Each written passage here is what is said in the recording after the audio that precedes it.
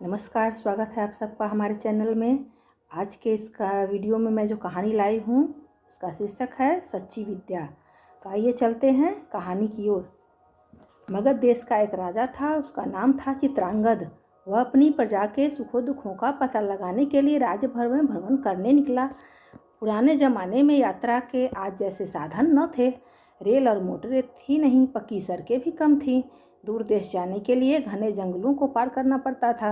राजा अपनी यात्रा करते हुए एक बड़े जंगल से होते हुए निकले। दिन भर की यात्रा से सब लोग थक गए थे। वे कहीं विश्राम करने की फिक्र में ही थे कि सामने एक सुंदर सरोवर दिखाई दी। चारों ओर हरियाली थी, सुंदर पुष्प खिले हुए थे। पक्षियों के कलरव से वह स्थान बड़ा शोभायमान हो रहा था।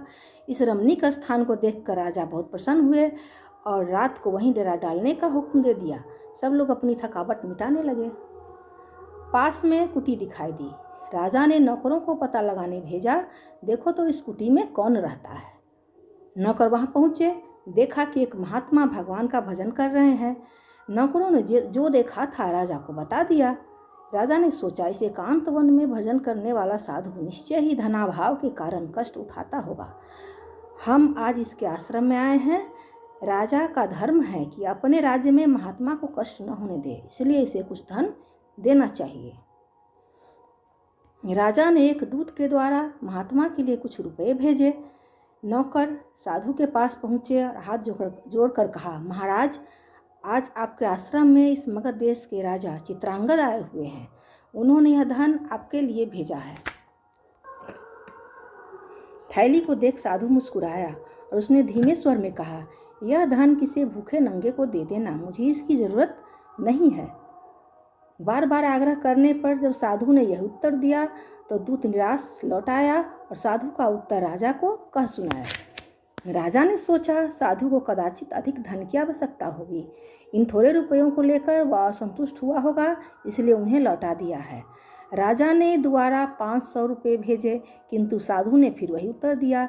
तीसरी बार 1000, चौथी बार 2000, पांचवी बार 10,000 रुपये राजा ने साधु के पास भेजे, पर साधु टस से मस नहीं हुआ।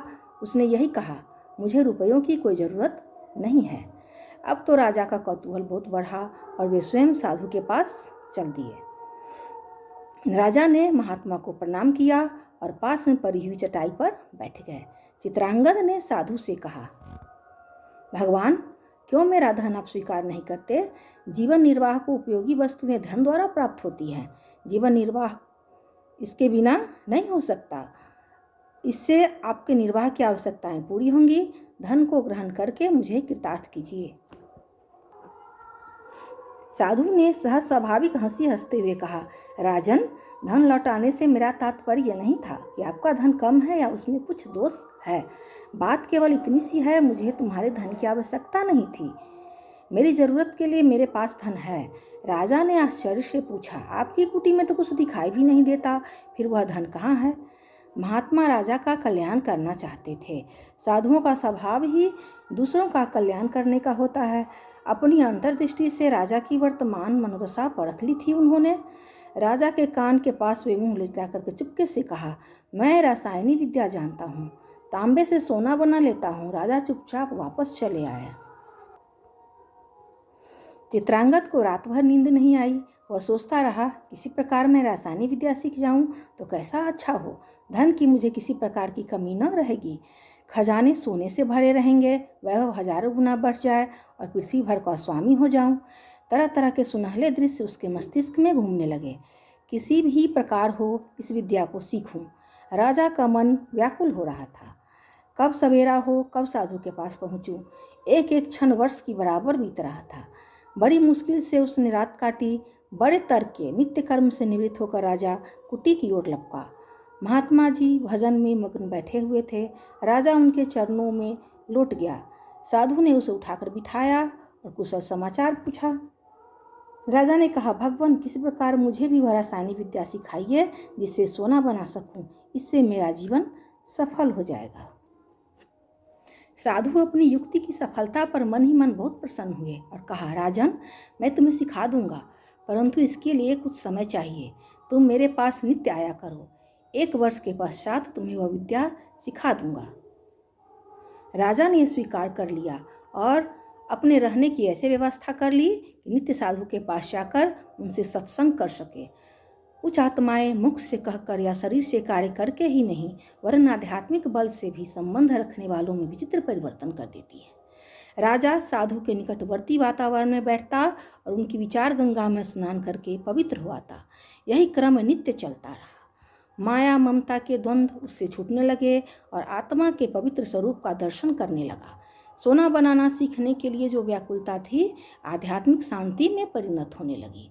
राजा का मन भगवान के चरणों में रस लेने लगा। जैसे जैसे दिन बीतते जाते थे उसका परिवर्तन तेजी से बढ़ता जाता था। पूरा 1 वर्ष बीत गया। राजा अब स्वयं एक महात्मा, संसार का सच्चा अर्थ समझने वाला आदर्श त्यागी हो गया था।